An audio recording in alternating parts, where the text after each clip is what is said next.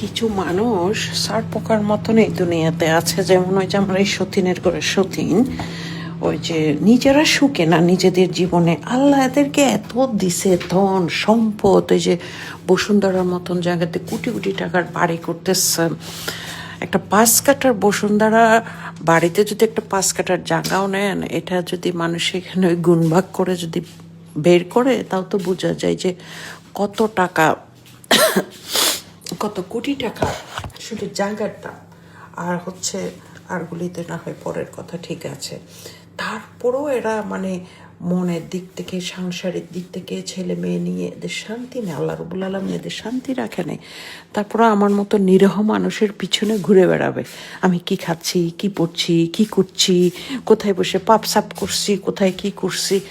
পারলে তো তোদেরকেও সাপ করে ফেলাইতাম।